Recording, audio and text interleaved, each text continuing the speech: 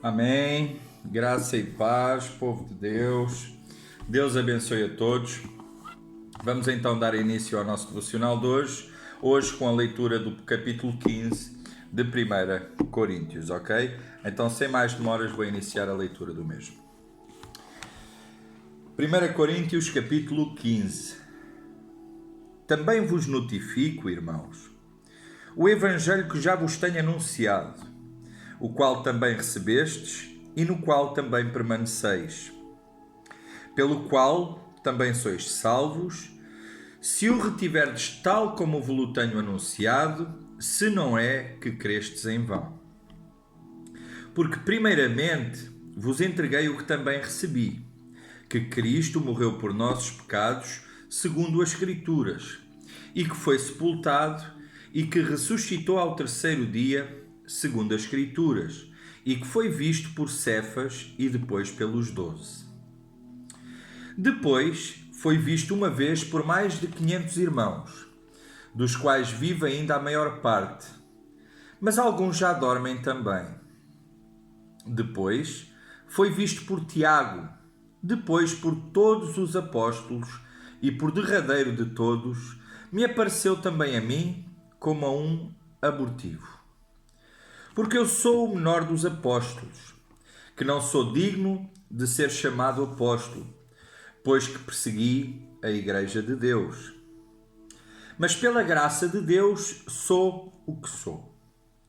E a sua graça para comigo não foi vã.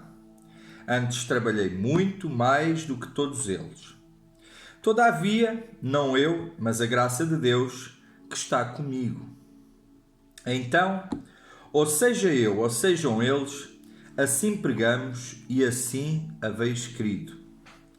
Ora, se se prega que Cristo ressuscitou dos mortos, como dizem alguns dentre vós que não há ressurreição de mortos? E se não há ressurreição de mortos, também Cristo não ressuscitou. E se Cristo não ressuscitou, logo é vã a nossa pregação e também é vã a nossa fé. E assim somos também considerados como falsas testemunhas de Deus, pois testificamos de Deus que ressuscitou a Cristo, ao qual, porém, não ressuscitou, se na verdade os mortos não ressuscitam. Porque se os mortos não ressuscitam, também Cristo não ressuscitou.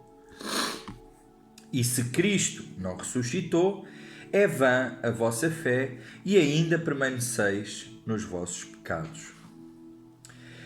Se esperamos em Cristo só nesta vida, somos os mais miseráveis de todos os homens. Mas agora Cristo ressuscitou dos mortos e foi feito as primícias dos que dormem. Porque assim como a morte veio por um homem, também a ressurreição dos mortos veio por um homem.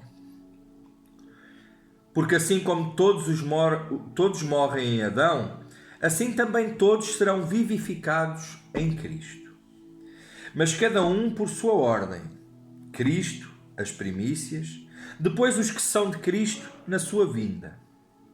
Depois virá o fim, quando tiver entregado o reino de Deus ao Pai e quando houver aniquilado todo o império e toda a potestade e força. Porque convém que reine até que haja posto a todos os inimigos debaixo de seus pés. Ora, o último inimigo que há de ser aniquilado é a morte. Porque todas as coisas sujeitou debaixo de seus pés.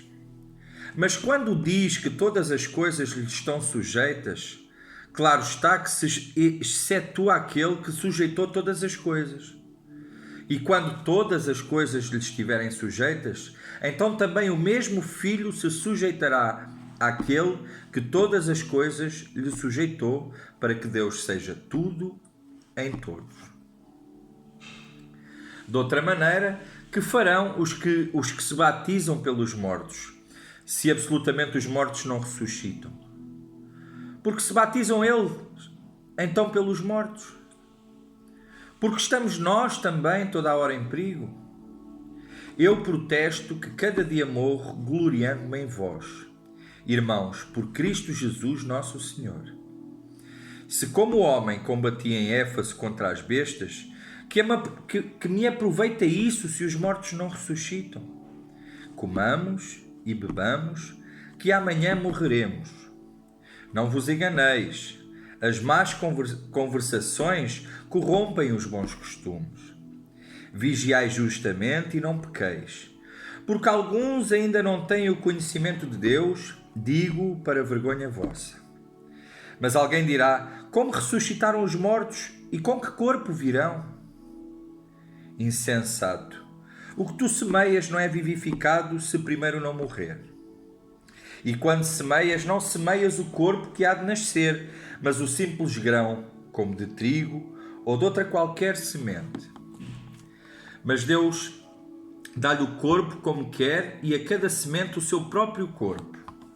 Nem toda a carne é uma mesma carne, mas é uma carne dos homens, e outra a carne dos animais, e outra a dos peixes, e outra a das aves. E há corpos celestes e corpos terrestres, mas uma é a glória dos celestes e outra a dos terrestres. Uma é a glória do sol e outra a glória da lua, e outra a glória das estrelas, porque uma estrela difere em glória de outra estrela. Assim também a ressurreição dos mortos. Semeia-se o corpo em corrupção, ressuscitará em incorrupção. Semeia-se em ignominia, ressuscitará em glória. Semeia-se em fraqueza, ressuscitará com vigor. Semeia-se corpo animal, ressuscitará corpo espiritual. Se há corpo animal, há também corpo espiritual. Assim está também escrito: o primeiro homem, Adão, foi feito em alma vivente, o último Adão em espírito vivificante.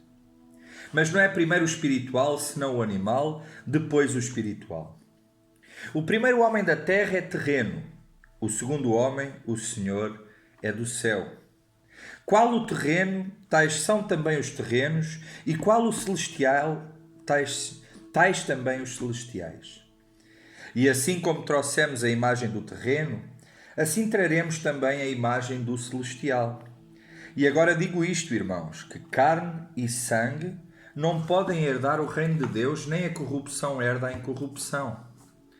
Eis, aqui vos digo um mistério.